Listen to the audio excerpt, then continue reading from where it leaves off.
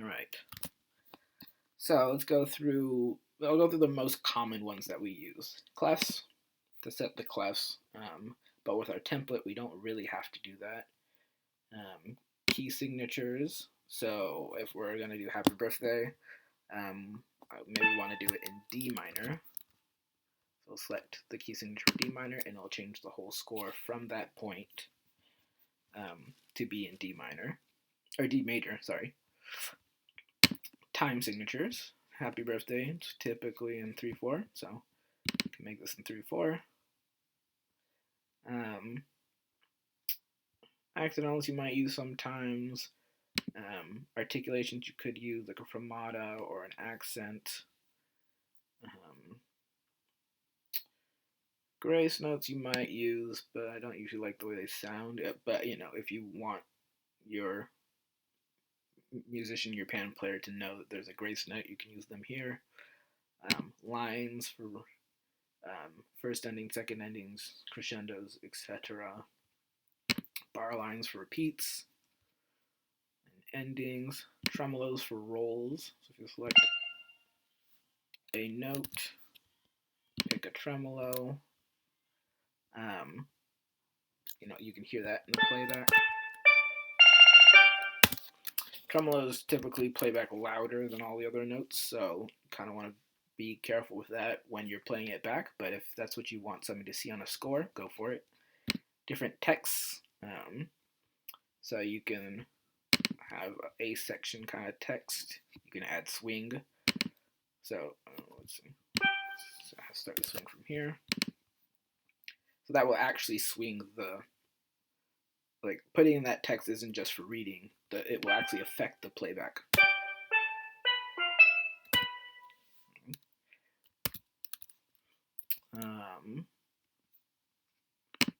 Tempo we've done. Dynamics.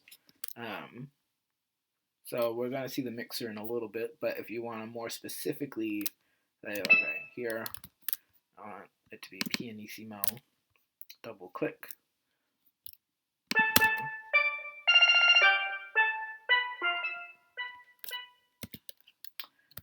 Alright, oops. And that's about it. Never really clicked on bagpipe embellishments, but if you want to explore, feel free to do so. Yeah, clefs, key signatures, time signatures, articulations, lines, bar lines, tremolos, text, tempo, dynamics will probably get you as far as you need to go on pan. So that's the master palette. It's kind of where a lot of your tools are going to be. The last one I'll open up again is the mixer. So if you want the tenors to be louder, you want to drop down the double seconds, or maybe, because typically on playbacks the lower the note, the less it stands out, you want the cellos a little bit higher. You can adjust all those here, and then when you actually add other voices, so let's say I add a strum for the double seconds, I'll select 16th notes, but D, hold shift, add F, again D, hold shift, add F, D, hold shift, add F, and press space so then I can select it and copy. So I press space to start and to end, Command C is still copy.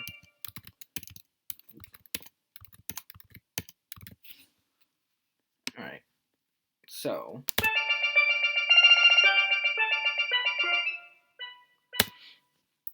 the strumming isn't as intense as if I had left the double seconds at a normal equalized mix to all the other voices.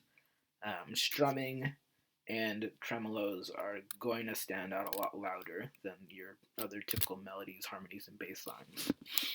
So just keep that in mind. The last thing up here that we use a lot, so we've done view, master palette, play tempo, mixer, or play panel and mixer. We've done add for measures. You can also do add for tuplets if you want to do a triplet You can add a triplet, or if you remember, luckily when you go, it shows you, the shortcut. Command 3 is a shortcut for that. So Command 3 for a half note triplet,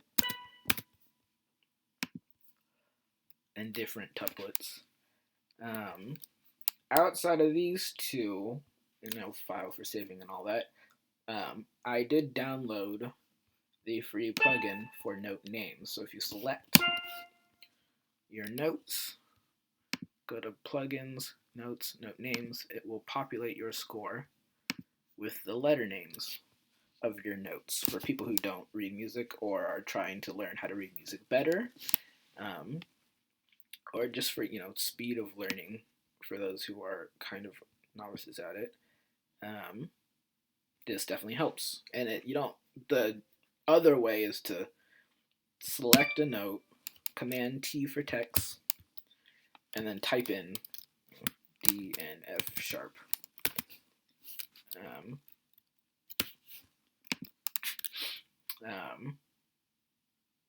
And whereas, if I did the F sharp here, it would actually give me an actual sharp sign instead of a number sign.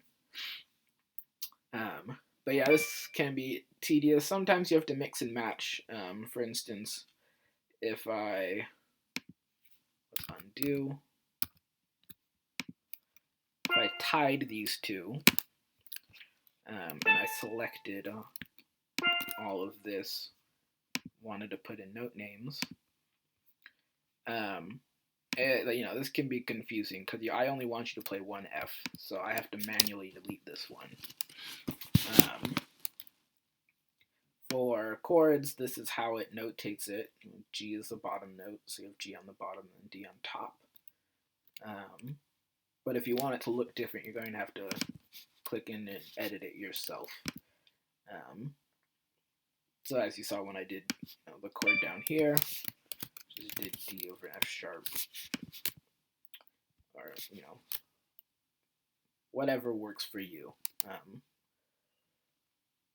Yeah, so that's about it for the basics of the functions. I did say that I would show you a different way of opening a score, so we'll do that really quick.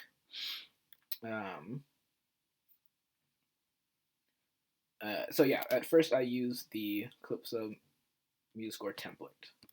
If instead I want to, and maybe it's just because you want to add other instruments, you like hearing guitar when you play back, although you could change these voices into a guitar if you wanted to.